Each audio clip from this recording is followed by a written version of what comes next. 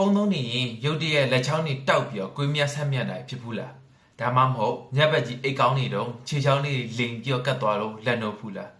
းအတင်းခါထုတ်တဲ့နှိပ်တဲ့ဒါပေမဲ့ပြန်မပြေပဲနဲ့ပိုတော်နာလာတက်ပါသေးတယ်ဒီနေ့မှာတော့ခြေချောင်းလက်ချောင်းတွေကျွတ်တက်တဲ့အခါစက္ကန့်30အတွင်းချက်ချင်းတက်တာအောင်ဘယ်လိုလုပ်မလဲဆိုတဲ့နည်းလမ်းလေးတွေနဲ့နောက်တစ်ခါချက်မဖြစ်အောင်ဘယ်လိုကာကွယ်ရမလဲဆိုတဲ့နည်းလမ်းလေးတွေအကြောင်းပြပြပေးသွားမှာဖြစ်ပါတယ်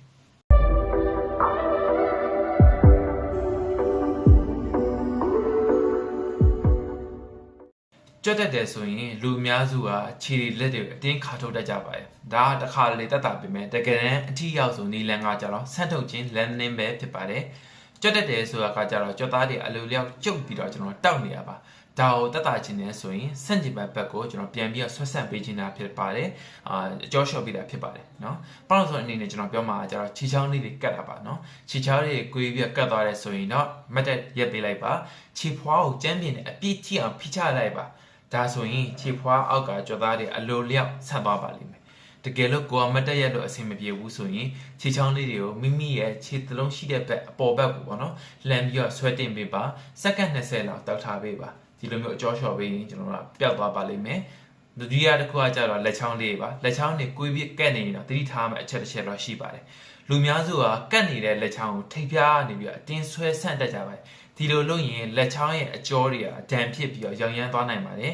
်မှန်ကန်တဲ့နီးကကြတော့နာနေတဲ့လက်ချောင်းကိုကတ်နေတဲ့လက်ချောင်းရဲ့အရင်လက်စစ်နေရာကနေပြီးတော့ကျန်တဲ့လက်တစ်ဖက်ကနေအသာလေးဖိပြီးတော့လက်ချောင်းလေးတွေဖြည်းဖြည်းချင်းဆက်ထုတ်ပေးပါတွန့်နေတဲ့အဝန်းကိုဘီးဘူးတိုက်ပြီးတော့ဖြတ်တယ်လို့မျိုးပေါ့ဗျာဖြည်းဖြည်းချင်းဆက်ပေးတဲ့သဘောပါပြီးရင်လက်ချောင်းလေးတွေကိုကားလို့ရတဲ့လောက်ပေါ့နော်ကားထုတ်လိုက်ပါပြီးရင်ပြန်စုပါဒီလိုမျိုး10ချိန်ပေါ့နော်10ချိန်လောက်လုပ်ပေးပါဒါဆိုရင်တော့လက်ချောင်းကတ်တာလေးတပါလိမ့်မယ်ဒီနေရာမှာအရေးကြီးတစ်ခုပြောချင်တာကကြတော့ကြွက်တက်နေတဲ့ဒီကြွက်သားအလုံးတွေပေါ့နော်အတင်းမချေပါနဲ့နားလာတယ်ပူဆိုးသွားပါလိမ့်မယ်ရေနွေးစိတ်နာမျိုးရေနေကက်တာမျိုးလုပ်ပြီးတော့နှလုံးရှိရာဘက်ကိုအောက်ကနေပြီးတော့ပုတ်တက်ပေးပါတော့နှိပ်ပေးပါပေါ့နော်ဘာလို့သွေးလက်ပတ်မှုကောင်းအောင်ပါခြေချောင်းလက်ချောင်းလေးကက်တာကိုပြောင်းအောင်လုပ်တတ်ပြီးဆိုတော့ခဏခဏပြန်ဖြစ်စီတဲ့အကြောင်းအရာတွေကိုလည်းကျွန်တော်သိထားဖို့လိုပါတယ်အကြောင်းရင်းကတော့၅ချက်ရှိပါတယ်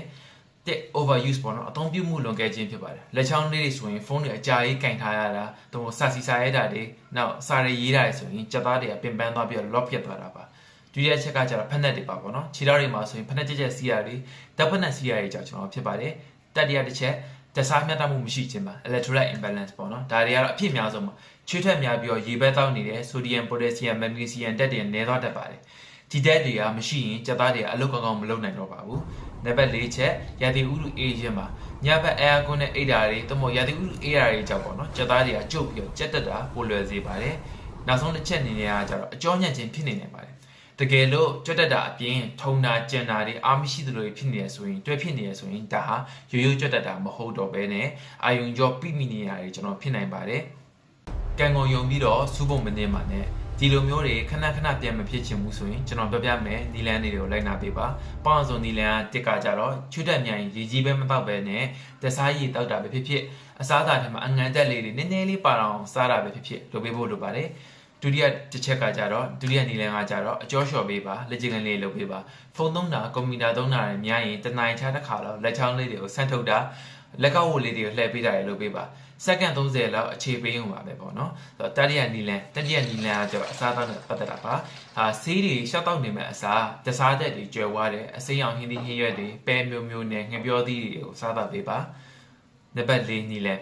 ်ညဘက်မဖြစ်အောင်ကာကွယ်နည်းလေးပါနော်ညဘက်အိတ်ခါနီတိုင်းခြေသုံးကြွသားကိုစက္ကန့်30လောက်ဆက်ထုတ်ခြင်းလေ့ကျင့်ခန်းအောင်ကျွန်တော်လုပ်ပေးဖို့လိုပါတယ်အာကစားသမားတွေလိုမျိုးပေါ့နော်ပြီးရင်စောင်းထူကြီးတွေကိုခြေထောက်ပုံမှာပုံမထားပါနဲ့စောင်းရဲ့အလေးချိန်ကခြေချောင်းလေးတွေကိုဖိထားသလိုဖြစ်ရင်ကြွတက်စေပါတယ်အနေနဲ့တတိပေးချင်တာကကြတော့တကယ်လို့ကြွတက်တာကခဏခဏဖြစ်နေမယ်ရောင်ရမ်းတာတွေထုတ်ကျင်တာတွေနဲ့တွဲဖြစ်နေမယ်ဆိုရင်တော့ဆရာဝန်နဲ့တေချာပြသသင့်ပါတယ်တခါလေမှာစီချိုယောဂသွေးကြောပိယောဂတွေရဲ့ရှေ့ပြေးလက္ခဏာဖြစ်နေတတ်ပါတယ်မိမိရဲ့ယောဂလက္ခဏာအခြေအနေတွေကိုဆရာဝန်နဲ့တိုင်ပင်ဆွေးနွေးခြင်းနဲ့ဆိုရင်တော့အောက်က comment မှာကျွန်တော် link လေးချပေးထားပါတယ်အဲ့ link လေးနှိပ်နေတာနဲ့ကျွန်တော်ဆေးရုံရဲ့ page လေး messenger လေးကိုရောက်ရှိသွားမှာဖြစ်ပါတယ်ကျမကြီးဆွေးနွေးလို့ရပါတယ်เนาะနောက်ဒီဗီဒီယိုလေးကိုသဘောကျတယ်ဆိုရင်ဝေမျှပေးစေချင်ပါတယ်ဒီဗီဒီယိုလေးလည်း like လုပ်ပေးပါ